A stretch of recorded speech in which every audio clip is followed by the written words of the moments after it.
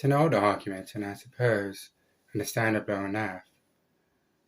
It is often feared that this or that rival power is going to conquer the Western world. Back in the times of Rome, you had the great fear that the Phoenicians were going to eventually conquer Rome, which led, unfortunately, to Phoenicia firstly being conquered, and then to Phoenicia being wiped out eventually as too much of a threat to Rome, even though the competition between the two had sort of been steel sharpening steel for Rome, though of course Phoenicia was dangerous. You cannot learn about Phoenicia without hearing of Hannibal and his nearly conquering the Romans at places like the terrible Battle of Cannae. And the modern argument is that China is going to defeat the West, that we are in great danger of this. And if you look at China as it's portrayed in Chinese voices to the world, it can seem quite scary, and the type of propaganda which is meant to be seen, but not really meant to be true. Now, one of the big fears is that China will overcome the West because the West has its own virtue signals and its own way of showing status, which might seem quite illogical to many people. You have this idea that while in the West we're producing too many humanities type graduates, that China is producing very many engineers and great mathematicians. But the problem with this type of argument that China is going to kind of bomb the West out of the water with its university graduates is that the university system in China is simply not of a level of competency to do that. You often see modern great scandals, such as a certain prestigious journal having to withdraw many of its articles. And you ask why they had to withdraw it. Well, they skipped peer review or had topics which weren't right or which were written by paper mills. And China in particular has a big problem with things such as paper mills, where various research is made up and written out for researchers ready made for them to put their name to it. And if you look at the list of articles being retracted, many of the names link to people who come from mainland China, from communist China as we might call it, and who need the type of prestige. You might also find, I remember, and I spoke about it in a blog article quite a while ago, about a local South African newspaper contacting me and asking me to pay them to publish my views in their paper, their online paper, their subscription service. And I found it quite odd because my views were something which I'd be paid for. And yet certain people in my profession obviously would be prepared to pay them to have their views appear. And quite often you have journals internationally who are prepared to accept money in order to publish different views and articles in them. And the very prestigious journals, it seems, while not following that horrible practice, had become susceptible to some paper mills.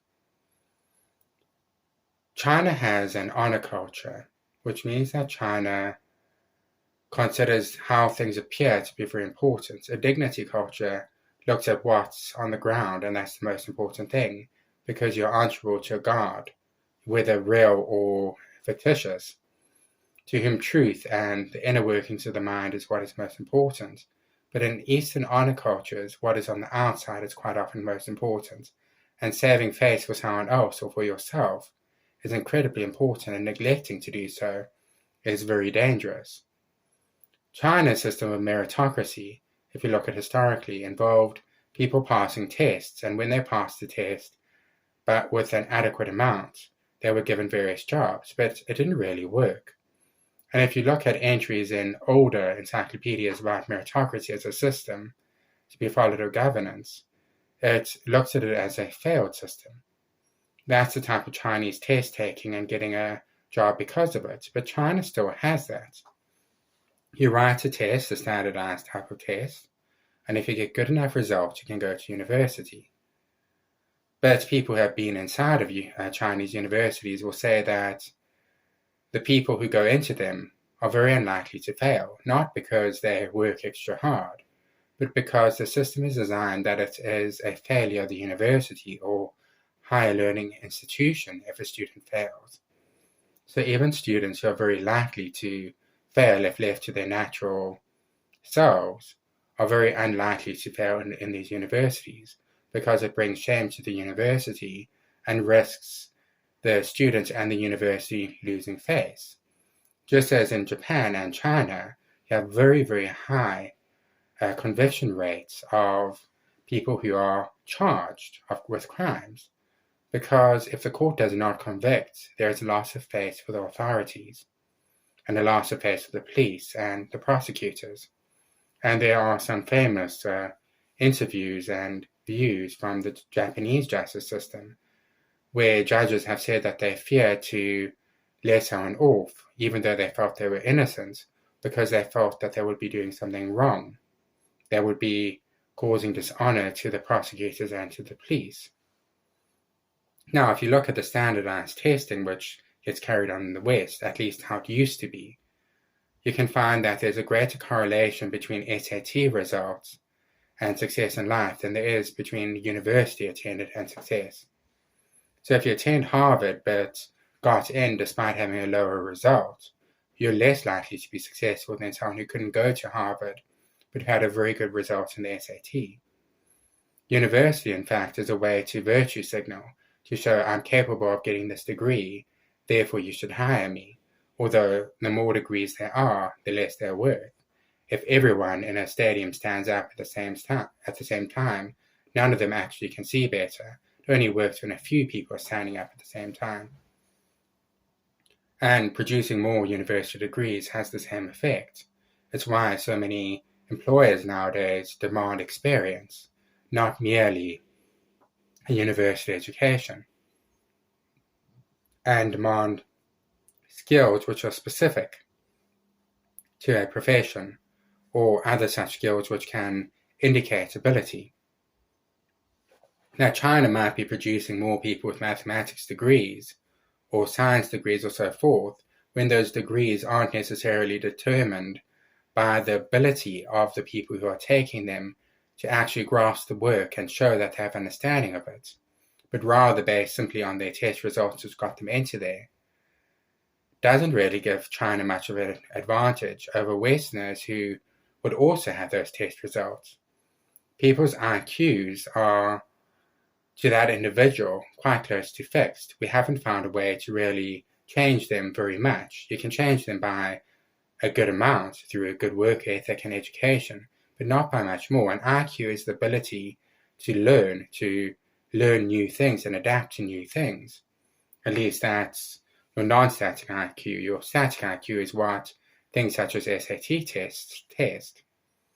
As for the universities, there's great fear that because they're becoming so quote-unquote woke, that there's this big problem that they're not teaching anything. But if you go through the content of university courses, and I have done so on places such as Coursera and LinkedIn Learning and so forth, what you find is the same old things being taught, the ordinary basics of subjects. You might well have a sort of woke, so-called, culture within many universities, or teaching of nihilism or so forth. But what you also have is the basics of truth being taught, of proper things about subjects and how to learn. As for the so-called wokeness, there's some wonderful articles which relay how it actually relates to status.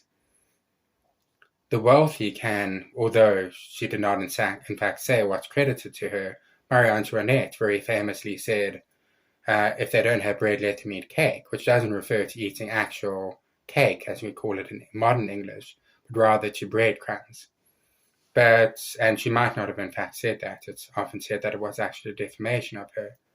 But that sort of view of let this or that thing, which is very impractical for an ordinary person, be adopted as a view.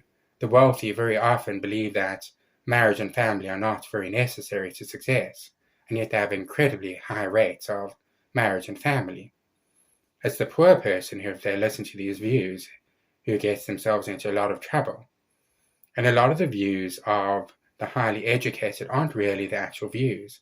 You find that nonsensical views in the Soviet Union or places like that, which were not true and which were obviously not true, were much more likely to be believed by the very highly educated, because they don't actually believe the views.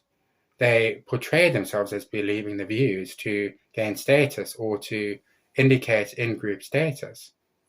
And they're taught what these views are in universities and so forth, and might even adopt them for a while, but never in their own backyard, of course. You also have the problem of people getting into university when they might not deserve to. For instance, there's great discrimination in the West against people who are Asian, Chinese, or otherwise, or Jewish people getting into universities, where a white student might need a much lower grade. Harvard, for instance, has gotten into a lot of trouble for this, though they are continuing to argue in court that what they're doing is fine and that it's affirmative action to keep people who are Asian or Jewish out of universities.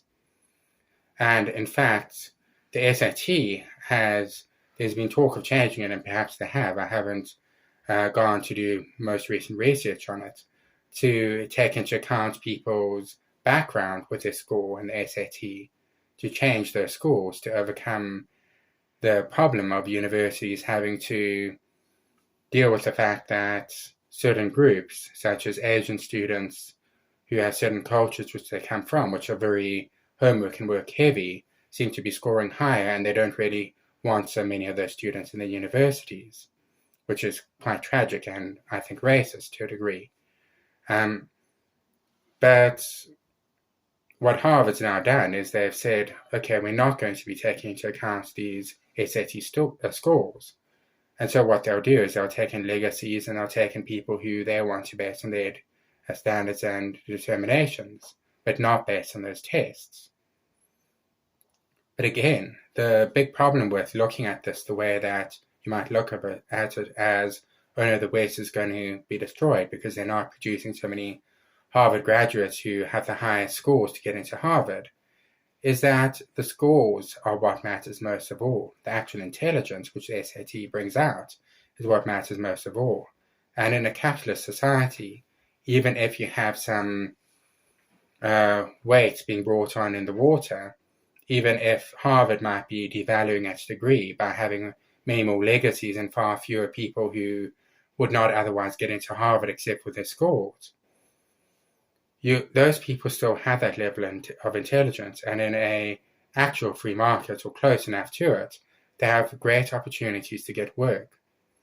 Now, if you legislate and enforce discrimination against people, you do have a problem. You have a lot of money lost in countries which force you to only hire candidates of certain backgrounds rather than hiring whoever is best and trying to expand your search to include as many people as possible regardless of their backgrounds, which is very effective. Diversity in the true sense of going out to look for the strongest candidates beyond your comfort zones is a great strength because you get the best.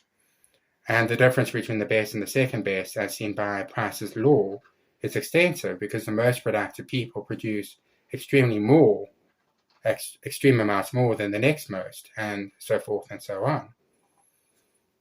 And the West, when it comes to this form of diversity, is much stronger than China, for the simple reason that China is kicking foreigners out. It's trying to have fewer and fewer foreigners in their society, as some Westerners have covered. The West, in contrast, tries to take the best from every society. They try to take the most intelligent people from each society, which is terrible for other societies. Africa and India experience a horrible brain drain, which comes from many of their smartest graduates being snapped up into the West. You have doctors from Africa and other places moving to Western countries to treat Westerners, while there are great shortages of doctors in places like Africa. And yet the West, nonetheless, benefits. And that's something China doesn't benefit from. So you have an honor society versus a dignity society. And you have the difference between true diversity, which really is a strength, and a lack of diversity on the front of the Communist People's Republic of China. You also have an oligarchy controlling one society versus a true or near true meritocracy in the West. Even if you have some views which the people who hold them don't actually believe, but believe in order to virtue signal to others, you don't in fact have the societal collapse that we often are told is happening in the West. Just the opposite, you have more merit than anywhere else in the world, and more of a merit-based society than anywhere else in the world. The West has its problems, make no mistake, and when bad ideas of universities are implemented into policy, you see the results. Africa, when it gained independence from various European countries, was handed over to people who were often trained in the best universities in the West, and they put the views they were taught in these universities into practice, and the result was utterly disastrous.